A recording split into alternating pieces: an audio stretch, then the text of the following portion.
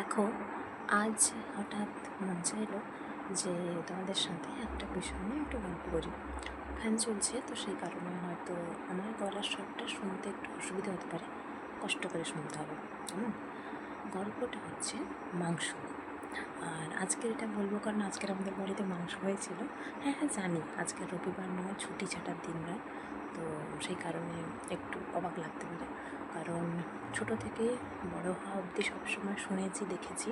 আর social মিডিয়ার দৌলতে যবে থেকে সোশ্যাল মিডিয়াতে এসেছি তো দেখেইছি যে রবিবার দিন মানে সবার বাড়িতে চিকেন কিংবা মাটন নির্ধারিত হবেই হবে। তো আমাদের বাড়িতে ওটা কখনো ছিল না, সেই কারণে আমার আজকের মন চাইলো যে এই গল্পটা একটু বলি। দেখো, এমনিতে তো আমাকে বাড়ির সদস্য বলতে গোনার মধ্যে তেমন কেউ ধরে না।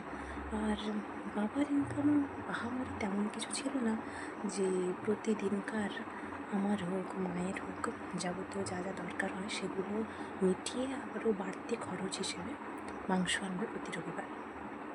কিন্তু একটা বিষয় ছিল, একদম আমি সেই নার্সারি স্কুল থেকে দেখে এসেছি, মোটামুটি গার্লস কমপ্লিট করা অবধি, মানে ক্লাস 8 অবধি কিংবা 9 অবধি বলা যেতে পারে, যে আমার যখন প্রতিটা পরীক্ষা শেষ হয়, তো একটা একটা করে পরীক্ষা শেষ হয়, সেটা অ্যানুয়াল পরীক্ষা হতে পারে কিংবা তার আগে যে পরীক্ষাগুলো হয়, এখন অবশ্য পরীক্ষার সিস্টেমও চেঞ্জ হয়ে গেছে।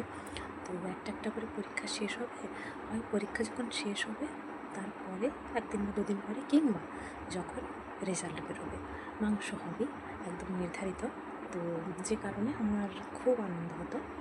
এর মাঝে একটা কথা বলে রাখি, হ্যাঁ, বাড়িতে যদি কেউ আত্মীয় স্বজন কেউ আসে সেক্ষেত্রে হতো, কিন্তু এমনিতে বাড়িতে যে একটা ছোটো বাচ্চা আছে, কেউ যে মাংস করবে বা কিছু, ওসব বিদ্যা ছিল না, ওসব কারোর মনে হতো না। এই জন্য বললাম না যে আমাকে গোনার মধ্যে ধরতো না। কে ধরতো না, কেন ধরতো না, ওসব টপিকে নাই বা গেলাম। তো এই হচ্ছে ইতিবৃত্তান্ত। আর এমনিতে ছোটো থেকে আমার কোনো দিনও অত একটা বায়না ছিল না, প্রয়োজনের জিনিসটুকু পেলেই কখনো কখনো সেটাও হয়তো পেতাম না, তো চলে যেত মোটামুটি। যে এটা দরকারি এক্ষুনি না পেলে খাবো না বা না পেলে দিন চলবে না, ওরকমটা না। মোটামুটি সব রকমই জীবনে চলেছি, আমি তাতে অভ্যস্ত হয়ে পড়েছি। তো আজকের বিষয়টা হচ্ছে বাড়িতে কাজ হচ্ছিল, তো সেই কারণে মাংসটা আনা জরুরি। অন্য কিছু হলে কে খাবে কে খাবে না তার ঠিক নেই, মাংস অবশ্য একজন খায় না, তার জন্য আমার মা মাছ করেছে আলাদা করে। তো কথা হচ্ছে, মাংসর দাম কখনো বাড়ে কখনো কমে। আর এখন যে অবস্থাটায় দাঁড়িয়ে আছে, বিশ্বত বাবার ব্যবসাটা তো বন্ধ হয়ে গেছে কয়েকটা বছর হলো। তো মোটামুটি যেভাবে দিন চলছে তার ভিত্তিতে দাঁড়িয়ে আজকের বাবা 2.5 কেজি মাংস এনেছে, ঠিক আছে? টোটাল দাম হয়েছে 500। এবার কত কী ব্যাপার তোমরা হিসাব করো না। বিষয়টা শুনে আমিও যেমন অবাক হয়েছি, মাও তেমন অবাক হয়েছে। এবার অতটা না আনলেও হতো, হয়তো 2 কেজি মতো আনলে হয়ে যেত ঠিকঠাক, একটু আধটু হয়তো বেশি হতো, হয়তো হয়ে যেত। তো বাবা কেন এনেছে? বাবা এনেছে কারণ আমি মাংস খেতে ভালোবাসি।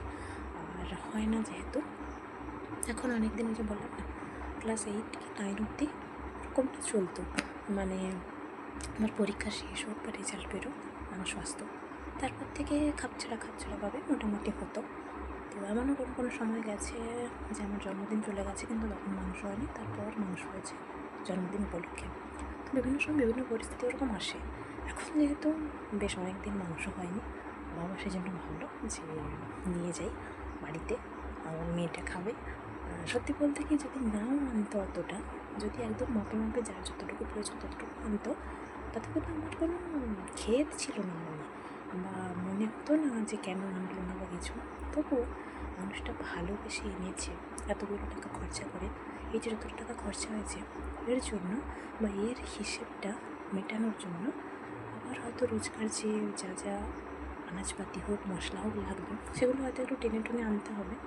তবুও ওই মানুষটা একদিনের আনন্দের জন্য হলেও আমার কথা ভেবেছে। আমার কেন জানি না এক ঝলক ছোটোবেলা থেকে এখনও অবধি পুরো মুহূর্তটা চোখের সামনে ভেসে উঠল। হয়তো আমি ততটা ব্যাখ্যা করতে পারলাম না এই ছোট্ট একটা ভিডিওর মাধ্যমে, কিন্তু জীবনে অনেক অনেক সময় এমন আসে না যেগুলো ভাষায় প্রকাশ করা যায় না, তাই না? টাটা।